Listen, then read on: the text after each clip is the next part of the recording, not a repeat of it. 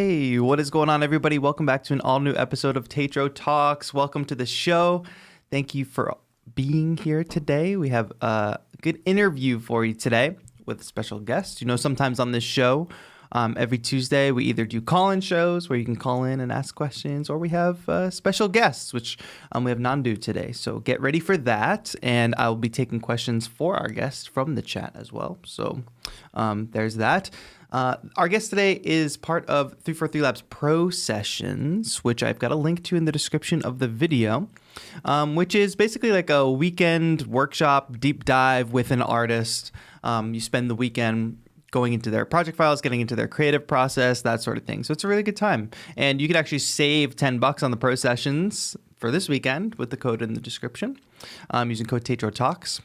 And that's fun. I see a lot of folks in chat already. Hello, my friends. Thank you all for being here today. It's a busy day today. A little housekeeping at the top here. Arturia just dropped Pigments 3. So I'm going to be doing a stream with Pigments 3 later today. That stream is already up a little bit earlier for a Tuesday for me, but that'll be happening later today at 12. So get ready for that. But I want to say hello, Samuel Messiah, L Talks, Ed, Juan, Sam, Enigmatic Onion. What's going on, everybody? Welcome. Oh, mom and dad are in the chat too. Look at that. Juan, did I say hello to you? Hello. Welcome. Thank you for being here. But yeah, this should be a fun show today. It's going to be a busy day, like I said. We're going to get into the interview in a minute, but I'll let you know that today's stream is brought to you by 343 Labs, which is an electronic music school based in Berlin, New York, and online. And of course, summer programs are starting, so you should get ready for that. I know it's crazy to even be thinking about summer already, but the weather's already getting warmer for a lot of us.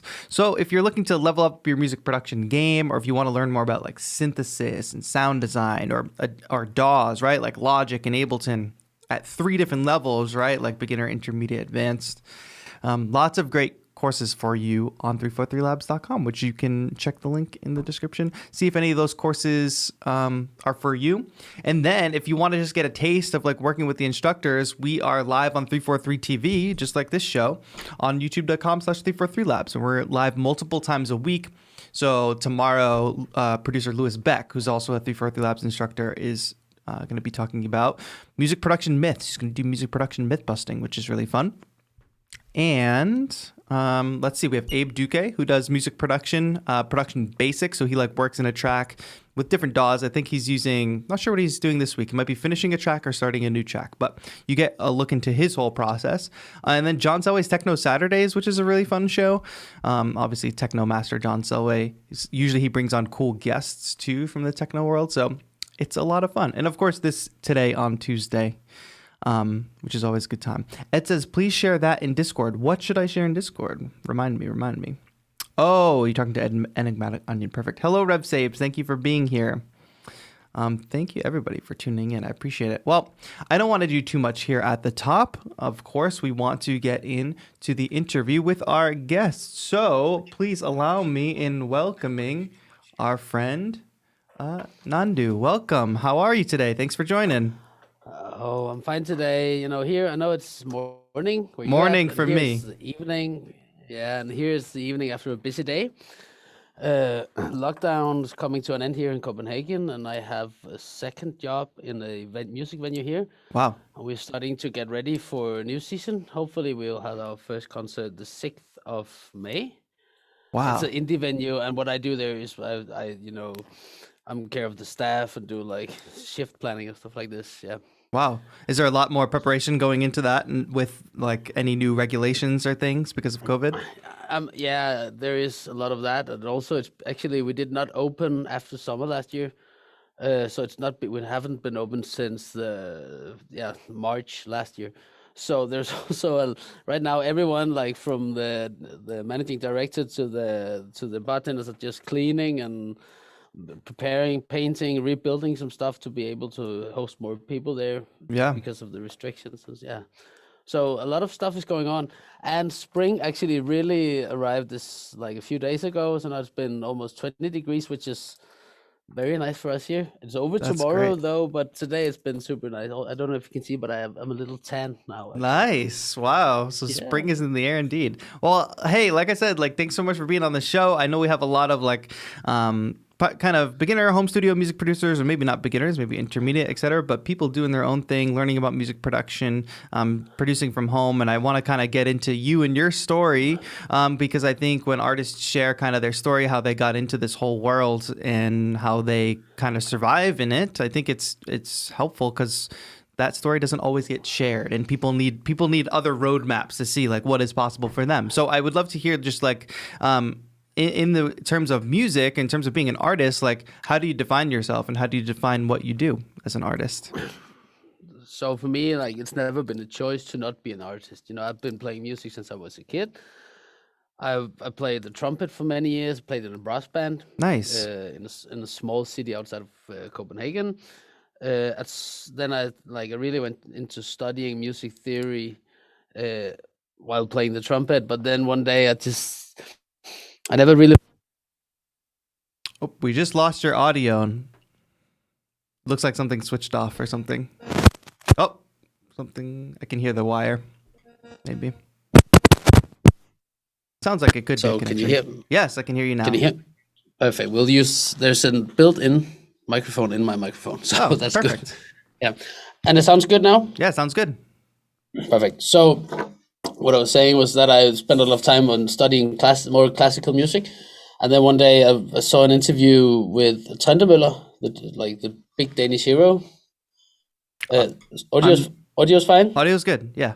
Okay, perfect. So yeah, I saw a video with him, and he was like, "Hey, I bought this cheap computer in the supermarket, and now I'm making electronic music." And I guess I was about 15 years, and then almost from one day to another, I switched into this idea of just creating music with no kind of boundaries around it. Just really, it was very inspiring for me, and from that on, I just kept on making music, developing. I've been DJing for a bit more than 10 years. I started out in a duo. I've been doing solo stuff and everything. But for me, it's always been about the music, right? Yeah. I should just said before, which I think is very interesting. It's always interesting to hear like behind the curtain stories about artists, right? Because totally. I think if you look at my Instagram, it looks like, my life is just sitting in the studio and whatever. And for example, this last year has been a fucking nightmare, right? Because there was no income, and everyone knows this, right? So, but my point is that I've always had like a second job, and I went to university. I got a degree in Middle Eastern history. I've been working in the music business for a lot of years, and this has always been like 30% of a passion. Sure. But 70% was always like creating music. I totally appreciate you saying that, because I think it is easy to get caught up in the social media game of just, obviously we as artists want to put out like our best image, right? Like, and we put out like, what do we do as producers, as musicians? That's what we show to the world. But we don't always talk about like, the second job or the studies that people don't even know about. So I really appreciate you bringing that up, because that's important. Yeah, and also but that's also a thing for me, because when you make art, I see myself creating art. I mean, you need to be aware of your own thoughts, and the best way of doing that is to like to study, to read, to talk to people, and to also, it's very important for me to be outside my own bubble. Yeah. Because if I just sit here and have a good time about my own music, or stay in a club where people like me, right?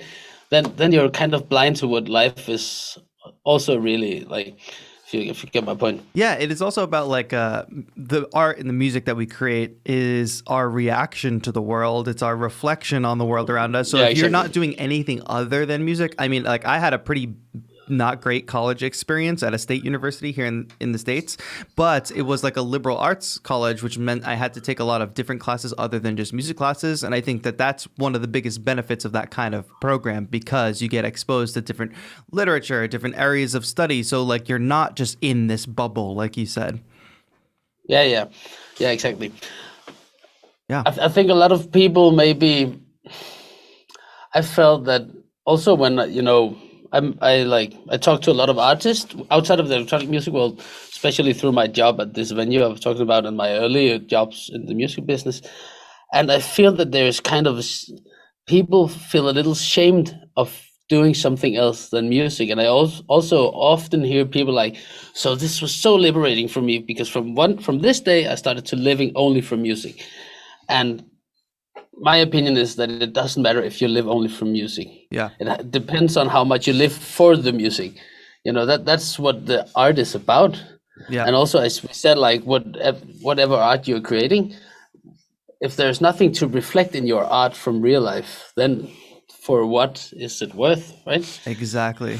I think that's super poignant what you say. You don't have to live from the art, you have to live for the art. That's perfect. Man, that's all you right there, that quote. Wow. Yeah. So that's it for today. Thank you very much. And that'll be it for TAETRO Talks. Yeah. That's funny. Yeah, that's amazing. Thanks. Yeah, that's a great daily shot of inspiration, chat. I hope you took that in. Write that down somewhere, chat. But that's great. I want to rewind a little bit and go back to you talking about being a part of that brass band and then converting and then going into electronic music, because I think it's interesting that you noted about like the freedom of electronic music and the nature of that. Do you want to talk about like the differences and coming from a more maybe classical world to transitioning into the electronic world and what that was like? Sure. Yeah, of course. Like for me, a big factor in this development was also my age, right? So when I was a kid, I wanted to play music, and my parents said, "Let's do that." It took me to music school, and so I started like my technical and my skill set, that background started there. So I started practicing, and like, I read notes perfectly and can play from like notes on the trumpet, whatever. Yeah. But the process of like writing and creating, for me, it feels like in the more classical sense of music theory, you have to work for so many years before you start creating. You learn how to master an instrument and learn to play others' music, and then at some point you'll start to write. Maybe, of course, people start to write earlier, but I did not, because in this band it was there was not room for that. Right. So I just played what they gave me, and it was very fun with a lot of young people, and actually it was a kind of a weird constellation of people, because there was like super old people and kids and like people in between or whatever. So it was also it was a social project, really. But for me, I always felt like missing something. There was something missing to this. I did not feel like yes all the time. I was more like, this is like what I want to do. Was it like the creation aspect that you were missing? Today I think so, yeah. But I did not know at the time, because I was 15 years old, right? Right. But it was definitely, that, because I know you know this, but that when you play music and if you produce music, when you forget about time and space. I know this sounds like a cliche, but everyone who does it knows that it's real, right? So this point was missing. I was never sitting there between these other 25 people and thinking, wow, what did just happen to the last 2 hours? It was more like, so soon a break. And yeah. So in terms of that, I think it was the writing that I was, or the creating part that I was missing. At least that's how I feel now, because also in this week's masterclass in the weekend, I will talk a little bit about how I arrange music, because I tend to hear a lot of people talking about it's so hard to finish a track. Yeah, totally. Yeah, and for me that part is not hard at all, because it's just business as usual. That's maybe where the music theory come in, just to finish it, and then on top of that add the creativity. Just make a skeleton, know what you call it, like the red thread, the base of the track, and then it in terms of minutes it will be over, it will be finished. But if you on top of that you close your eyes and all this all this weird magic happen. Yeah. On top of that, then your track is finished. And people often look into the DAW and see, and it's like, it's not finished. Yeah, it's the track. Maybe it will take. For me, I make mostly house music and techno. Like all elements that you really need to make a track good is over in 16 bars. That's it. Yeah. Then it's just how you arrange it, right? Yeah. And the arrangement is often, of course, you have to be creative. But if you maybe start to put the creative part aside, just do it the way you normally do, and then afterwards start to play around with it, then it's easily done. Yeah. I feel. That you bring up a good point because I do a lot of streams where I'll be like, making music from scratch, and then I always kind of put it to the audience like, hey, should we finish this track or should we start a new one? And it usually is overwhelmingly people want to see me start a new one because I think that's a little more exciting because it comes down to it's the 8 to 16 bar loop that when you arrange it across the timeline, it's a little more tedious and it is a little more like work. I wonder for you, can you like put a little more words to the idea of like you talk about you're living for the music is the passion, but what is the line of like, yes, you do it because you love it, but then there's also work to be done. Like what is the discipline you've built up to get that half done, the work part? I mean, like in life, there's always, you have to, I don't know if you can say this in English, but in Danish we have a saying you take the sweet with the sour. No, you take the sour with the sweet. Sure. Do you say that? Yeah. And it's the same with music, but for me, it's I was about, I think, 17 years old. I'm 30 today. For maybe 6, 7, 8 years, I was in the studio every day. Wow. 5 hours, something like this. And I was working with a guy called Thomas. His artist name is Radect. He's also doing electronic music. And we were like just there every day, and we made so many tracks, and most of them were extremely shitty, right? But we did the work. We got a routine. So for me, it's so easy to say, okay, it's done now. What will I do? Okay, now we need some energy here. What should I do? I'll just do it, because that's if you play trumpet, you need to read the notes, right? Yep. You need to learn to count and all this shit. And if you do electronic music, of course you need to know how your gear works, but you also need to have like this kind of skills overview, like a DAW. And for example, I know there's a drop here and there's not enough energy, what should I do then? Then I will just remove 4 bars and put in something that's building up or whatever it is. But this is just some skills that takes time to master. Yeah. And I always got a lot of questions like, so how many years did it took for you to learn to use I work in Logic? And it's like, that was not so many years, but to get the routine in Logic takes years and a lot of tracks. Yeah. Need to finish tracks. And I mean, the way I work is a lot of my friends who's doing music, they're like, spending so much time on last details and stuff. And I have like, after working a few hours with it, if it's not working, I'll just throw it out, because then the fun part is over. Yeah. And I'll just start struggling. And that's, yeah. So do you find that gets a little... Do you find that you base your workflow around like what comes easiest to, not easiest, but what kind of flows rather than like trying to force something to work? Is that kind of your mindset? Yeah, because I think that's what I learned from like playing more classical music, was that if it does not feel good, I get bored instantly. Right. So if I create a like, let's say I make a groove and then I start to play around something, that's this melody, and then I make something and I settle on it pretty quickly, then I have some techniques to like maybe make it more interesting. If I don't feel it 100%, I can work on it for like a few hours or something. But if nothing comes, I will also throw out the beat. Right. Because the fun part is creating. I don't think it's fun editing. Absolutely. Very much. So how do you get yourself to that editing phase? Do you try to make it do you try to get the process down so it's like the same every time as much as possible? Or like, what is your trick to getting yourself just over that hump? I guess it goes back to the sweet and the sour. Yeah, but I think like normally when I start making a track, I don't care very much about the mix, for example. Yeah. I don't care much about that. I just care about the sonic feeling, that like if I have a hi-hat, does it feel good? And on top of that, then I put a bass, like, does it feel good? Not out. Or if it feels good, just like keep it here, and then I build from there. And then at some point, as it also said before, if I start to get bored, it's gone. I lose interest, and then I will, then like 5 minutes later, I'll be like, you're such a fucking shitty producer. You will never do anything with this in this life, even, right? I guess you know the feeling. Of course, I know that feeling exactly. I think It doesn't matter what you do or what level you're at. I think everybody feels that. I feel that all the time. I think I was probably feeling that yesterday. Like it just happens. Yeah. Yeah, exactly. So the people also ask me about how do I start a track? Yeah.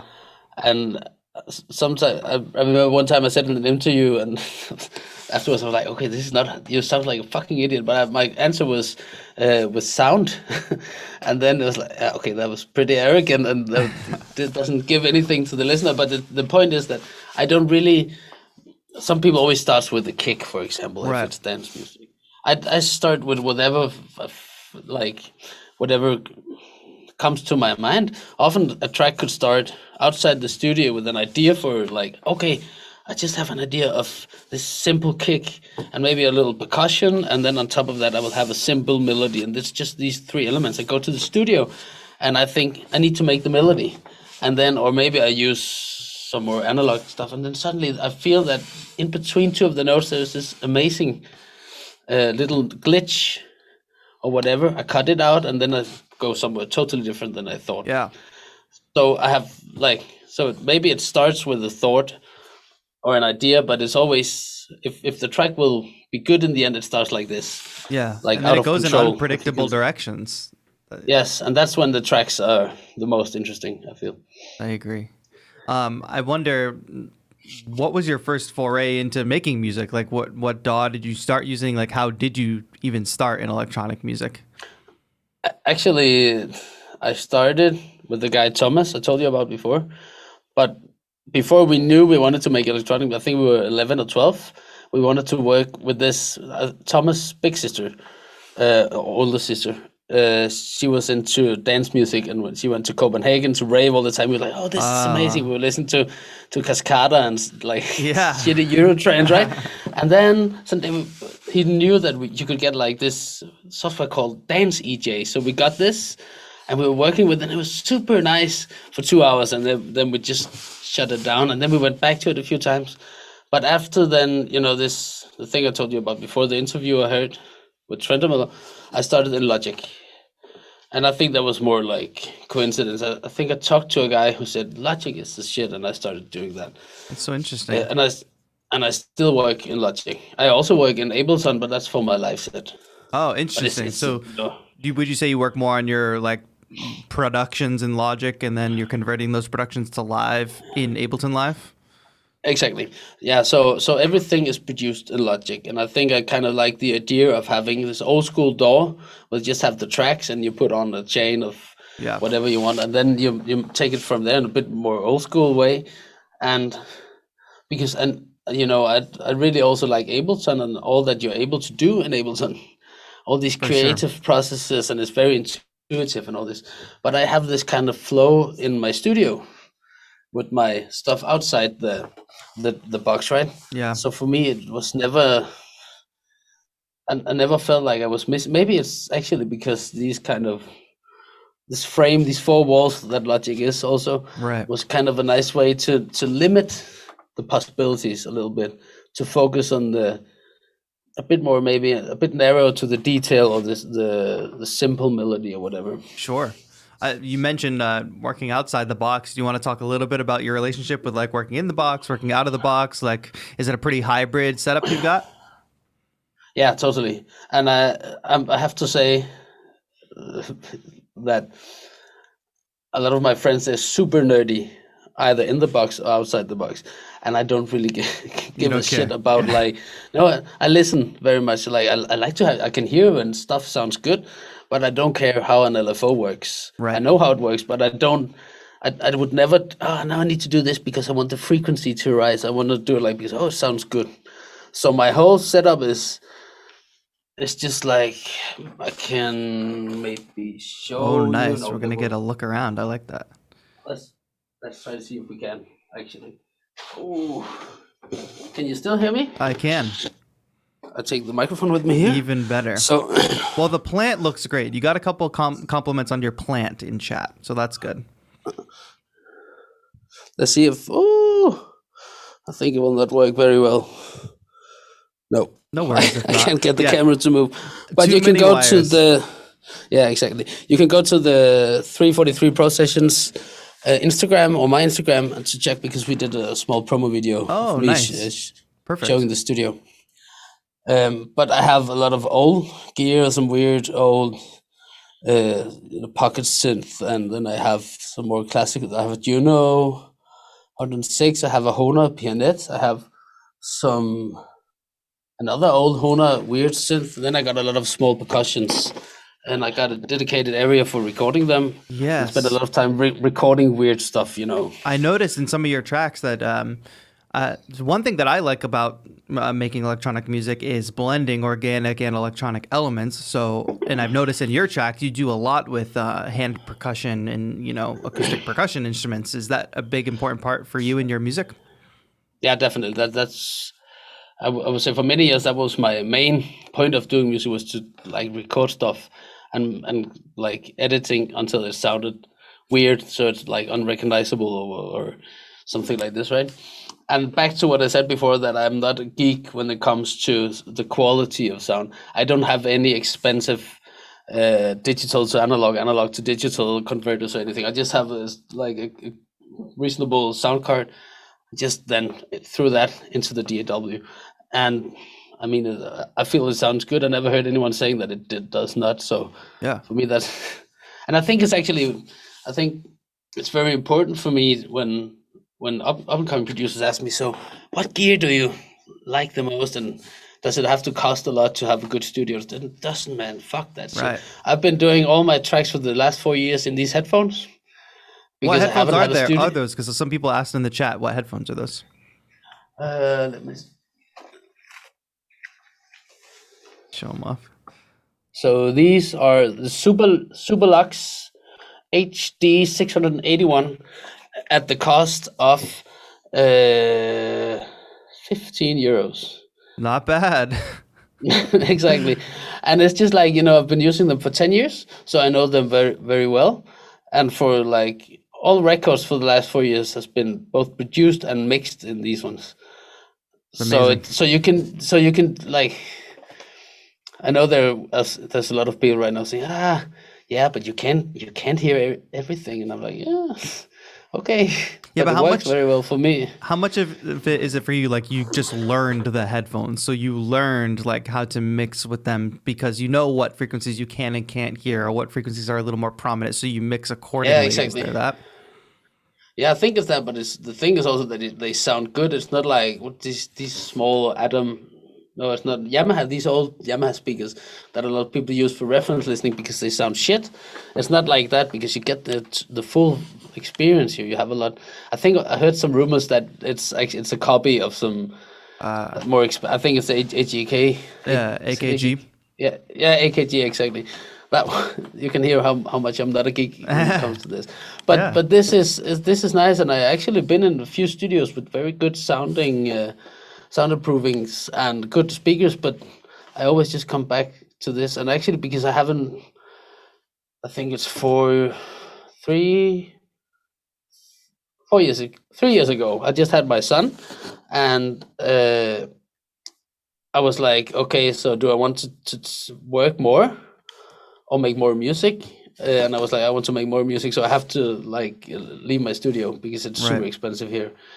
And I just made music at home, and then I had in my living room I had this table. I could like I took this out, and then I had the sound card and everything, and then we have it's called an attic upstairs with old shit, right? And then I had like just some shelves with the instrument stuff. I took down what I needed, recorded it downstairs, put it up again, and just made music like that. And you just made it work. For me, yeah, exactly.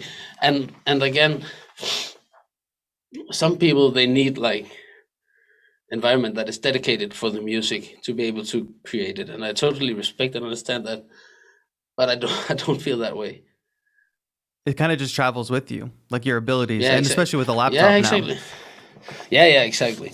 I mean, I've always been working on the laptop, even so. It's always been a thing for me to go to the studio and record stuff, and then work on it when I came home. Right. Right. I mean, that's the luxury that we have now with portable technology and all that. Exactly. Are you in a dedicated studio or at home? I'm at home. This is a dedicated little room that I use like for content and for music. But Yeah, I've been a home studio bedroom producer from the beginning. I don't know. I just need to be comfortable, and I also need the freedom. I think it's a little bit of what you talked about. Like when it hits, when the inspiration hits, or when you want to make something, I want to be able to make it. I don't want to have to be like, oh, well, I'm not at the studio, so I don't have X, Y, Z. You know, it's the Yeah, convenience. You yeah, want to just make it when it happens. yeah, Yeah, yeah, exactly. And that's also the thing for me, right? I have the studio now, which I got recently, and it's actually just an old basement room in the place where I live, and it's super cheap. That's why I have it now, because right. after COVID, it's not like I could just go out and buy a big studio somewhere. Totally. But for me, but I can feel that now it suits me very well to have this place. After a few years away from it, it's super nice to have somewhere dedicated for it. Right. But it's not necessary to create. Absolutely. I think once the work starts being able to pay for it a little bit, that's probably the time to step in and maybe upgrade to something like that. But yeah, that's cool. I wonder, do you want to talk a little bit about, because you mentioned it before, like converting like tracks to live? I wonder like what that process is like, and what your philosophy is around that, about making a track that was once just a recording and now making it, maybe altering it for live, or at least converting it to a different DAW. Yeah, sure. So how should I start? I think it was in 2011 or 12. I was making music with Thomas, the guy I mentioned before, and we had this duo. We were called Lehman and Dickman. You can find it on Spotify. And we wanted to play live, and we were very big fans of, I don't know how to pronounce it, but DOP. I think they're French, so maybe Dip or something like this. Sure. I don't know if you know them. I'm They unsure. have this vocalist. No, they have this vocalist called Jaw, and they were just amazing, and they were amazingly fucked up all the time. But it was very nice. And what they did was so they just had a big analog mixer, and then they just converted all their tracks into like a kick, and then maybe some percussion, and then hi-hat or whatever, maybe some lead, and then they were playing on top of that with different instruments. We got very inspired by that and developed that a bit, and that was, I think it's kind of the philosophy to, so basically it's just the way I play. It's basically just a DJ set with 8 tracks, and on top of that, the ability to play live instruments. And one of like among the 8 tracks, there will be the lead tracks and whatever. Yep. So they can be as long as I want to, and then I can edit it as much as I want to. Yeah. During the set, and this makes kind of, and so I just convert. Let's say I have a track, I just take the kick, I make a 16 bar line, bounce it into Wave and master it, and then I put it into Ableton. Nice. And then I trigger with I use APC Mini at the moment because it needs to be, 1 second. Yeah, grab it. We love to show off the gear, chat, right? As much as we can. So, I use This is what my chat wants to see. This is what they like. MIDI controllers. So, exactly. So I just use this one for triggering. Then normally I have I have kick, bass, clap, snare, hat, percussions, leads, and then I can record. I have MIDI controllers, so I can just record loops. Nice. During the set. Then I use this one for effects. I have normally, like, the core in my live set is the Zone 96, the new Alan Heath, or it's not that new anymore because it has a sound card into it, so I can. Got it. So kind of I sum these into channel 1, 2, 3, and 4, and then I can put analog synth into that, and also my VSTs into that. And then I just go through the set like this, right? Nice. Are you dividing the tracks up into sections, or is the whole track one clip? Is the whole song's kick is in one clip, or is it divided into sections? The whole track's kick is shorted down to 60 bars. Got it. So it's just loops like that, right? And I can easily take the kick from another track so you can just mix it like you want to. Sometimes it's amazing what a new hi-hat can do to a track. For sure. And this small way of changing this, I think that's really fun. Besides that, I always make a backtrack. So what I do is that I think I used to call it the bass track, or so, bass, not the BASS, but BASE, right? Yeah. And then I mix these together. So that will be from the start to the beginning, and it will have some effects and maybe some leads and something that is. So I have something to just fill all the other stuff on top of that, and Right. it gives like a start and like a beginning and an end to the set, which is super nice. It makes me totally free, and I can still go into that and loop it if I want to play something again or whatever. Got it. Very cool. That sounds fun. I'm curious to know, what is your rehearsal process like? Are you just setting everything up and going for it and jamming? Like, what did the hours for rehearsals look like? Like, I think people are interested in hearing what that's like. It's a lot of time. I spend a lot of time on that. So normally I would take a week to do that. So because right now I have all my tracks. Every time I finish a track, and if I'm satisfied with it, I just bounce it into live stems. Right. Um, so and so I can always just use the whatever track I want to. So first part of the process is to just put the tracks into a playlist. Which one do I want in there? Then I start to load into Ableton, play around with it, and then in the end, when I have the finished set, I just play through it maybe 20 times or something. Right. And how improvisational is it when you do it from rehearsal to going live? Like, do you discover new things when you get on the stage, or the energy is different, or things like that? Yeah, of course. Sometimes it's sometimes you can just think, like, if you listen to it in the studio and you go on the stage, and then the energy just it's not there. Right. But then it's nice to be able to just, for example, it could be a track that I never played out before live. I just made it in the studio, and then the kick is just flat or something. Then it's easy to just switch into another kick from one of the other tracks and make it work from there. So that's also the freedom to just be able to travel through your catalog that Right. way. And Rev Saves in the chat asked a question, which is kind of, I think, what you were talking about a little bit. But do you ever debut on unfinished tracks live, just to test them out and see how they go, see how people react? I would say that I would never play an unfinished track, but it could be an untested track. Untested, yeah. Yeah. And that's Yeah, always, what kind of feedback do you look for when you have an untested track? Are you looking for crowd reaction, how it sounds in the room? Like, what sort of things do you mark as primarily the energy from people, because I Right. mean that's a reflection of the sound in the room and how the energy is in the way the track is built and everything, right? Yeah. So yeah. Awesome. Well, I have some questions here. I'll continue taking questions from chat. So, folks, if you want to dump some questions in chat, please go for it. But I also have questions here from the 343 Pro Sessions Instagram account, because we put out a story and people filled in what they want to know ahead of the pro session, which is coming up this weekend. So let's talk about that. So Revoj on Instagram wants to know if you mix your own tracks. Like, are you fully mixing and doing everything for your own tracks, or you send it off to somebody? I produce and mix everything, and then I have some people mastering the track. Nice. So that's a short answer to that. Yeah. I mean, for many years I was very much in doubt about my own mixing skills, hence the not being super geek. Right. Into this process, right?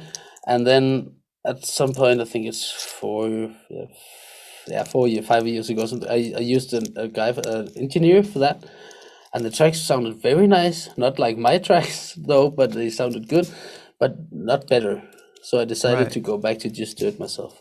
And I would also say that I improved my mixing skills a lot over the last 4 years, 3 years after this experience, actually. Yeah. What went into improving your mixing skills for yourself? Like, did you study hard, or were you just trial and error? Like, what was your process for kind of building that skill? I just did it a lot.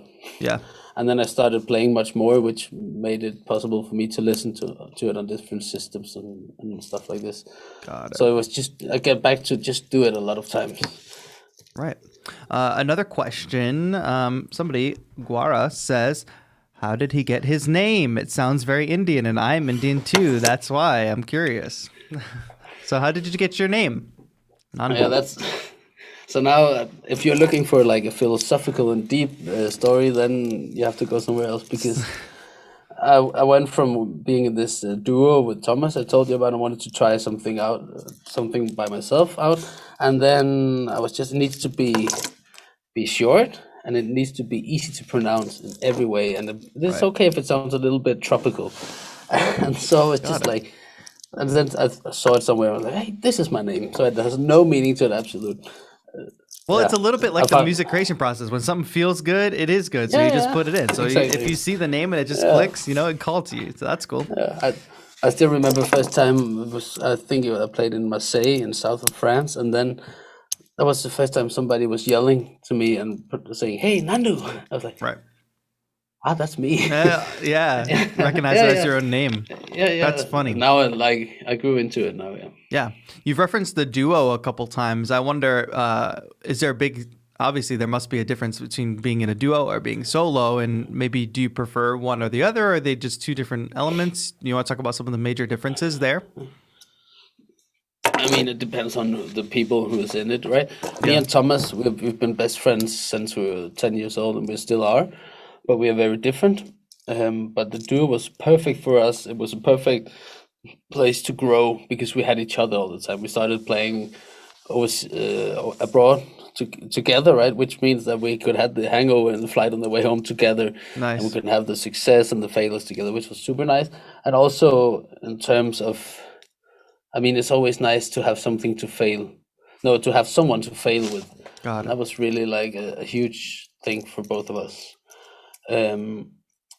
I think we wanted to do different things and had different ways of going there.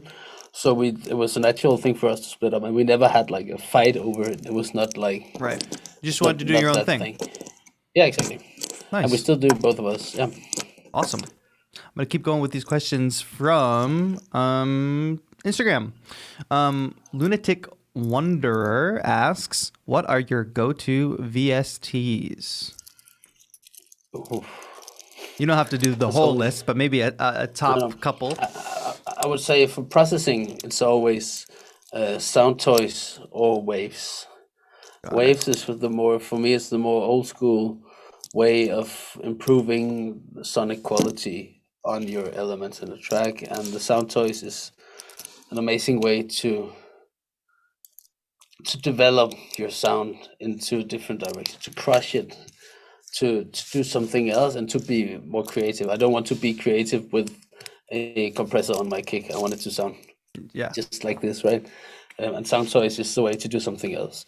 And for like synthesizer VSTs, I'm really fond of Arturia because it sounds like all the machines that I don't have the money to buy, right? Right. So that's And then if I want something to sound weird and different, I would take an instrument that sounds normal or whatever you say, and then put it into maybe sound toys. For sure. I also use the Fab Filter package. It's very good. It's interesting. I hear from so many producers, like, I don't know, it's almost like everybody feels the same way. It's the Arturia synths because they sound like the synths and the hardware that nobody can afford to buy right now. And then the sound toys for like manipulating sounds, and like everything you just said. And the Fab Filter. Yeah, everybody always brings up Fab Filter too. That seems to be a pretty good trifecta there. Yeah, exactly. Yeah. And I think it's still interesting to see that even though a lot of people are using the same tools, you're able to do whatever you can make it sound your own way. Right. Yeah, but that's awesome. I think that's also the quality of them, that you're able to do whatever you want to. Yeah. In these, Question from Mike Ganu over on Instagram asks, how do you work your grooves? So I guess the question there is like, I don't know, groove in your music. Like we talked about the hand percussion, different things like that. But how do you approach grooves? Seems to be a lot about feel for you. Yeah, exactly. And that's the answer to that. It's a feel. I said also in the same interview as I mentioned before, where afterwards I was like, this is a little arrogant, but the answer is that I played it, so I would never draw a percussion groove, or because I would always play it. Yeah. Or I would use like a VST, and then I would play it, right? Yeah. I think that adds to, I don't know, you talked about freedom with electronic music too at the beginning, and sometimes electronic music can feel rigid and cold and kind of locked in, but the elements that you add to the music, it does feel more free and more organic, I guess. So that comes through. That's really cool. Yeah. What is more important? This is from Juan on Instagram. What is more important, signing new tracks or touring? This is kind of an interesting question. I guess this is Yeah. a broader like business Yeah. question. Like, how do you interact with the music business, this side of things? I mean, for me, I would, if the question was what is more important, to create new music or tour, then I would say create new music because that's where it comes from. Right. But then if you start to create music, then it's equally important because it depends on each other, right? So you need to sign new tracks to go tour, and you need to go tour in order to people to like notice you, unless you're a wizard on social media like yourself. Or, but that's never been my thing. I'm more into to just be in the studio. Right. How has the past year kind of impacted you with being unable to tour? Do you find you're doing anything differently, or are you just kind of trying to get through, or new skills? I've just been crying in my bed. Are you really dying to get back out there on the road? You must Yeah, be. definitely. Also because for me, my career has been like stably going upwards, better Yep. and better. But it seemed like 2020 was kind of my year. Stuff started really to take off in the beginning of the year, and also because even though I don't want this to be about the money, it's also about the money because if I should be able to sit here a lot of hours, I need money For to sure. pay for stuff, right? Yeah. So and I never been touring enough to like save a lot of money or anything. I always been living on a rock, so to say, and now it felt like something was changing a bit there. And then COVID came, and then it was just I've been living from my wife's salary the last Right. year, so I think that's been rough, but and it's been so hard for me because I'm the kind of guy who like I deal with my problems by going to work, Yeah. try to solve the problem. And a lot of people can relate to that, I feel, Yeah. because you cannot do that here. Exactly. Well, you can't go out and solve that problem. That must be so frustrating. But I appreciate the realness of that. I think everybody needs to hear that. That's kind of how we started the conversation too. So that is the reality. But light at the end of the tunnel, it seems. Yeah, exactly. And now, yeah, definitely. I think I'll start having a few gigs, start summer, and then let's see how the whole situation in the world works out for the next few months. Let's hope for the Yeah. best, right? Fingers crossed. One more Yeah, question exactly. from Instagram is a question about chord progressions. What do you? Well, it says, do you think about chord progressions while producing? So, like, how do you build up your chord progressions? Are you thinking that way? I know with house and techno, it can be different, but yeah, what do you Yeah, think about no, chord progressions? I mean that it's important to be aware of the way that music theory works and how notes interfere with each other. But I never been a great piano player, for example, and I never found it interesting to like, let's say, use a chord, no, an app for finding out which chords you need Right. to go to. And then you take the C minor, and then you go to the G or so, whatever. What you can hear right now, I'm just like, Yeah. so I'm always listening. My fingers know how to do it, right? But I just listen again. So back to just listen to what the music can like, how you react to it, how your mind react. So that's the way I kind of develop my progressions, I think. Sure. Totally. Awesome. Well, thank you for everybody who submitted some questions from Instagram. I think we were able to answer most of them. I didn't ask all of them, but that's because I think we covered them in the conversation. So thanks.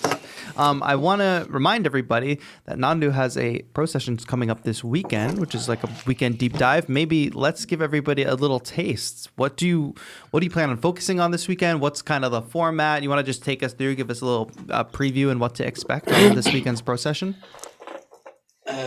Yes, of course. I think that actually we've been talking about a lot of the things just briefly today, but what I really want to go into is the idea that music is not about theory. Music is about music, right? Right. And I will talk about a lot about creativity and inspiration, and then I will show people how I do it. And the thing, I tried to turn the camera now. It didn't go very well, but in the weekend we'll have more cameras. so I can switch freely between them and show actually how it's done. So I will go into, I think we'll start to create a track, uh, and just record stuff, edit it, arrange it a little bit, and from there I will record stuff with microphones, try to show you how I'm doing this and how I process it afterwards. Then we will talk a little bit about my live set. And the thing there will also, of course, be like a shared screen, so I'll show you how I work in the DAW, and also with my live set. Awesome. And then I will dissect a few tracks. So I will let you into some finished projects and show you how I actually how it looks when it's finished, right? Because it's always so easy to talk about all these tracks and Yeah. VSTs and But whatever. seeing it really changes things. Yeah, exactly. And also, because sometimes I have super long effect chains on my tracks. That should be interesting to look It at. will be nice to like go through that, see how does the sound when it's before it's processed and then afterwards, and go into this. But the overall topic is creativity and inspiration, because that's what matters the most to me. Yeah, I feel that. I think that we're probably similar in that vein. So yeah, if all that sounds interesting and you want to go, like we're obviously just having a conversation today and now, but over the weekend you want to actually click into these project files and like see these effects chains and see all the gear in action and see all of this actually happening in practice and get a deep dive into that, please check out the link in the description for a NANDU's Pro session. And RevSaves is reminding everybody in chat to use TAETRO Talks, code TAETRO Talks, to get $10 off, and I think that should be really great. Well, Nandu, I think that is it. Oh, will be available to watch later. Yes, it will. So make sure you head to the Pro Session site to do this. If you want to get more of a feel for the cameras and stuff, Nandu talked about on the 343 Pro Sessions Instagram account and on Nandu's account as well. You can see like kind of the multi-camera setup and what's going to be going on. So that's really cool. It should be a good time on the Pro Sessions. Anything else people need to know you want to leave people with before we go today in this interview? I think it's very important that, like, a lot of my friends and myself has been struggling a lot this past year, and I feel that I'm about to go back to some kind of normal life again, and I started to be really happy again, and I really want to share that, because a big part of my personal happiness is to create music. Right.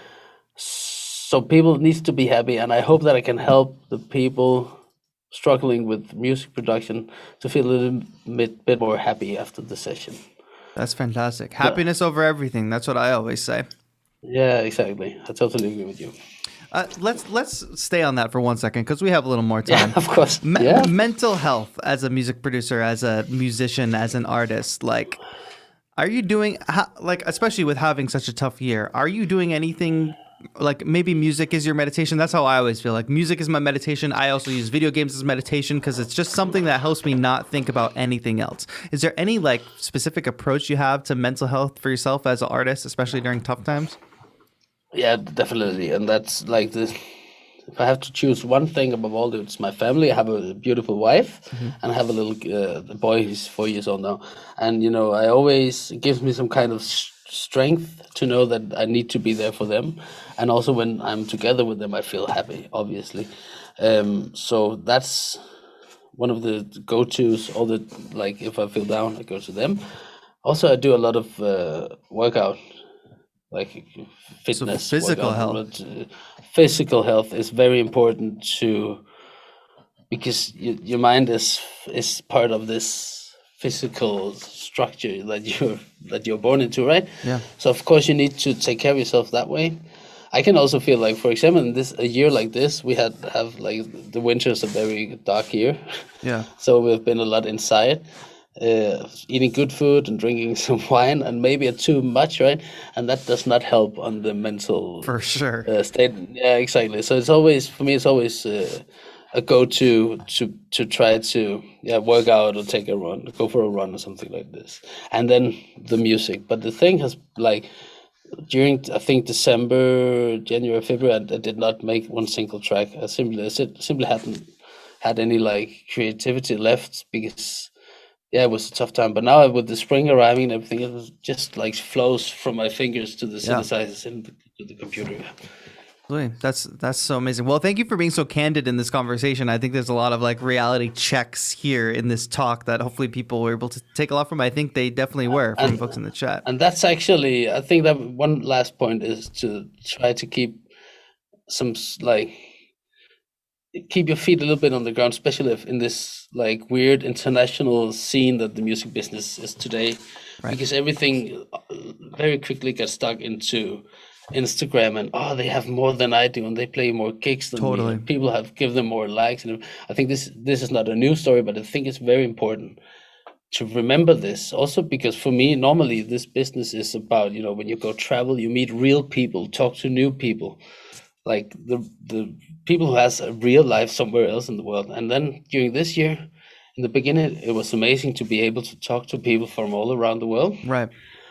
But I also feel that at some point I just like then because it's very much it's imagination, right? You imagine you were there, or you start to say, I want to be there, and you need to stay in reality, stay grounded as much as you can, to be able to be truly happy.